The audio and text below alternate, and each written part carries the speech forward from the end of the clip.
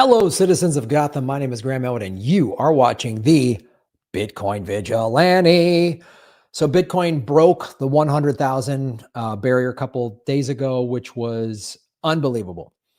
It was a huge moment. It's something I've talked about on this show. I've been talking about Bitcoin for about 4 or 5 years. Four years. It was right during the pandemic in the spring of 2020, in that summer, when I really started to realize how important it was to buy Bitcoin. And as somebody who got screwed over in the 2008 housing crisis, I lost my home to foreclosure in 2010. And when all the books and documentaries started coming out, like Dave Dane's Chain of Title and the documentary Inside Job, and then the scripted movies like The Big Short and Margin Call, you got to see and I was like, the main thing I kept trying to tell all of you is don't get screwed over. Don't get out of this system. And when I first got in, I thought Bitcoin and the altcoins were the same thing. They were all crypto. And I made some mistakes on that. And I talked about that on the shows. They were all the same thing. And I talked about other coins and I bought other coins. And that's sort of a newbie mistake that can be made. And then in April of 2021, Max Kaiser and Stacey Herbert came on my show and they really started to turn me over to the Bitcoin maxi world. And that's where I've been. Since then, the last 3 years, I've gone like full Bitcoin maxi. And why Bitcoin is important, and there's a story I did 4 years ago about an NFL player who got paid half of his salary, I believe, was in Bitcoin. Here he is. All right. So this is Russell became the first NFL player to be paid in Bitcoin, converting half of his $13 million salary. So it was $6.5 million. That was in the fall of 2020. We were going into that NFL season and he made big news. And all the people in the Bitcoin crypto space were talking about this. People called him crazy, said he was out of his mind. Well, guess what? He got that. That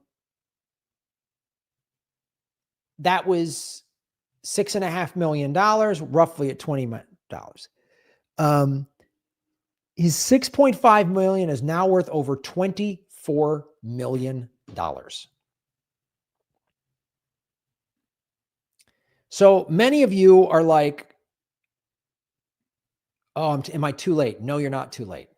You can buy Bitcoin for as little as $10. You see the $100,000 price tag and you think, oh, I don't have 100 grand. You don't need 100 grand. Every Bitcoin is digitally divisible into 100 million Satoshis. So you can just buy a small percentage of it. And this is why it's a hedge against inflation. So if that guy would have been this NFL player would have just been paid in US dollars, his 13 million would be worth less now because his purchasing power is worth less.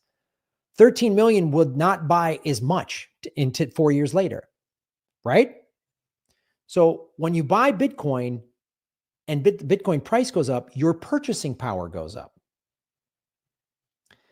So I just, and go to swanbitcoin.com. They have tutorials. They have a YouTube channel that explain it. I know it's a lot. I didn't get it at first either. So when you're confronted with all that, I don't get it. Don't just quit. Don't be standing at the base of this mountain going, forget it. Just start learning a little bit and a little bit and a little bit and a little bit. You're watching this show, so that's great. Read the book, Inventing Bitcoin. Because when Bitcoin hits 500,000, you're going to be happy you bought in at 100,000. Trust me. Now, why do I say that? Am I just saying that because I'm a Bitcoiner and we Bitcoin are crazy, you think everything's going up? I follow institutional money people, the Wall Street people. Whether you love them or hate them, they know how money works. That's why I want people to buy Bitcoin. At least get 5 to 10% of your assets holding, bank account, whatever. If you got $1,000 in the bank, buy $100 worth of Bitcoin. For real. This is not financial advice. I'm not a paid financial advisor. I have to say that. So let me show you some other things that why Bitcoin is going to be going up huge. Okay. So here's,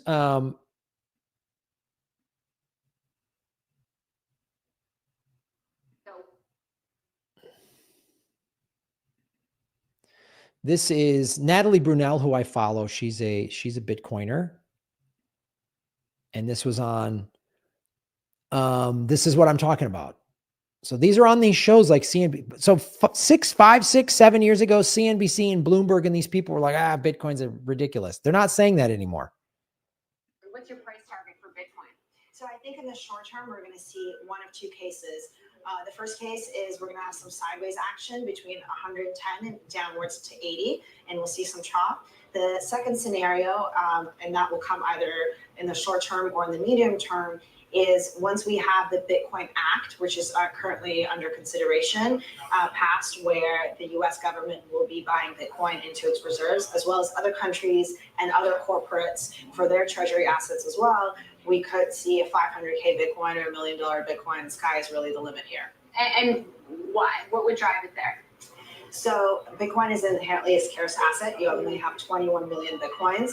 And the Bitcoin Act, for example, proposes buying 200,000 Bitcoins a year, which would significantly drive up the price as there's a finite supply. And what about use cases? I was talking about this with a guest on a previous show on Trading 360, just in terms of, President-elect Trump has talked about, the one rule of Bitcoin is you don't sell your Bitcoin. Yeah. But do you expect more people to actually start using it in terms of an actual currency? For sure. So I don't think that Bitcoin is inherently the type of currency that you buy a cup of coffee with. There are places where people do that. So for example, El Salvador, which I've written about extensively, they use the Lightning Network for those types of smaller transactions, but you don't necessarily need it for that. That's not the prime use case. The prime use case of Bitcoin is a store of value.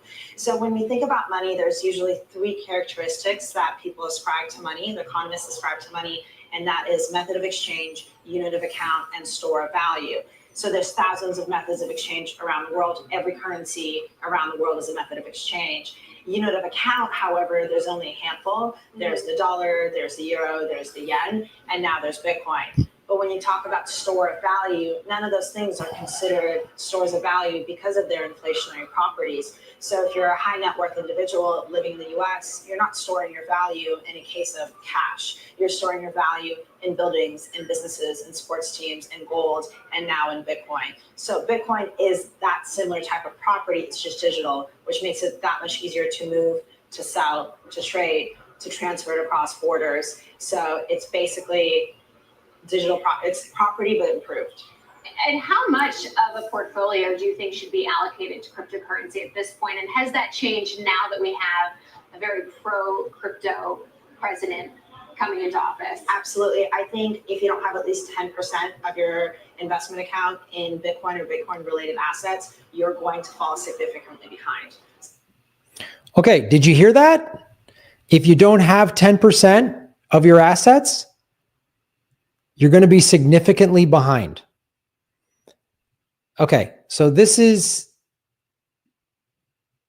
another piece of news right here. The Czech Republic eliminates capital gains tax on Bitcoin over the next 3 years. That's big. So when nation states start being pro Bitcoin, and look, here's the reality, guys. Here's the reality. Whether you like Trump or not, he's a pro Bitcoin, pro crypto president. I personally don't think he fully understands it, but he wants to have a strategic Bitcoin reserve. He wants to buy 200,000 Bitcoin a year for 4 years. Okay. He wants to own, currently the America owns about 150,000. The United States government owns 150,000 full Bitcoin. He wants to get that up to 1 million Bitcoin. That's 5% of the total supply on planet Earth that there will ever be of Bitcoin. Do you understand that? It's a finite supply. There's only ever going to be 21 million coins made. This is why I'm not a huge fan of the other cryptocurrencies, because when I started understanding them, they have infinite number of coins. They're not decentralized. If they have a CEO, it's not decentralized. Just go in eyes wide open if you're going to buy the altcoins. They're more like stocks. They aren't like stocks, but they're similar in the way they can be traded. They're securities. Bitcoin is a commodity like gold. You look at the Haktua girl, right? She got fake famous. This is what's so ridiculous. She makes some joke. It goes viral. She gets her own TV show and all this stuff. She makes a crazy crypto coin, walks away with $50 million. This is why you can't, the altcoins, the cryptocurrencies, they're so susceptible to pump and dump scams like the Hawk Tuah girl. Bitcoin cannot do that. There's no Bitcoin CEO. There's nobody that can just print as many new Bitcoins as they want and own them. That's what happens with these altcoins. They just create a bunch of, they create 50 million coins, keep them to themselves, pump the price up, and then dump it and walk away with, she stole $50 million from her audience, basically scammed them. So this is why, and again, getting back to the United States, if Trump buys 200,000 Bitcoin a year for the next 4 years, that's 800,000 Bitcoin. That'll get that's, I mean, that's huge. At today's price, that's over $8 trillion. So that means the Bitcoin market cap right now, there's roughly $400 trillion of total assets around planet Earth, right? You add up everybody, stocks, everything.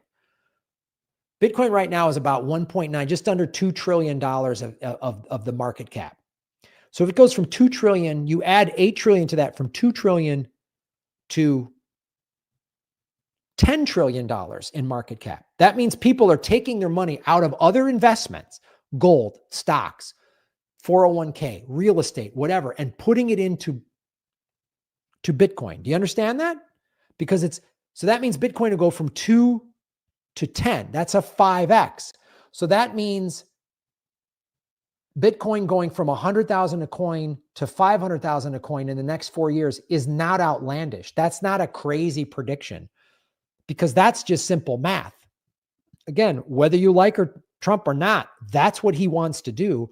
And a bunch of pro-crypto politicians in both parties got elected in the House and the Senate. And you have a pro-crypto White House. So I cannot stress this enough. If you haven't gotten into Bitcoin, do so now. And here's a way to get $10 in free Bitcoin. Go to swanbitcoin.com/Graham Elwood.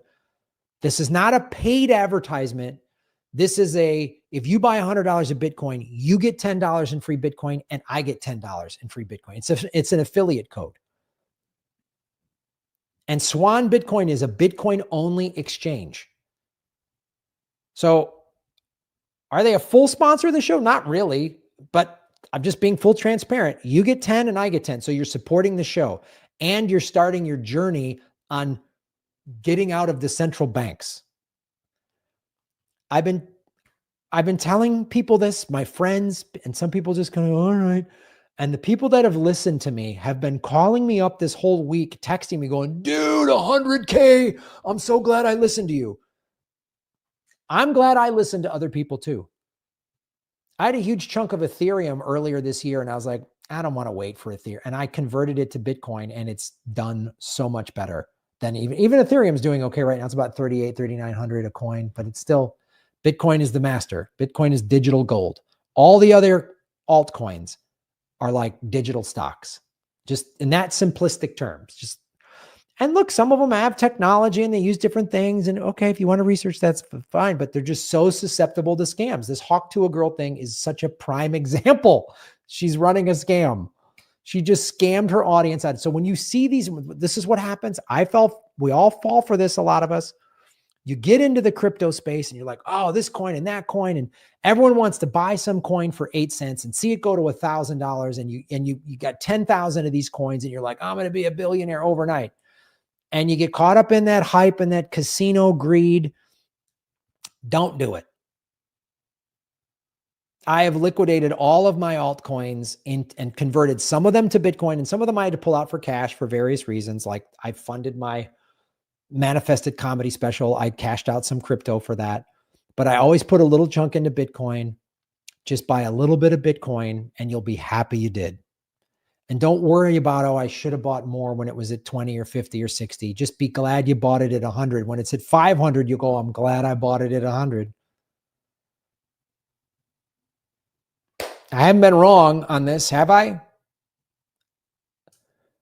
So this is how we get out of the indentured servitude of the central banks. The rich people have finally, and Wall Street, not all of them, But not all of them got Bitcoin at first. But now the rich and the institutional money people, they see what it is, and they're going to do what the rich people always do. They want to own all of it. There's only ever going to be 21 million Bitcoin ever made. So own a little piece of it. Don't let the rich guys get everything. Don't let them. Because once you buy it, they can't get it. They can't get it.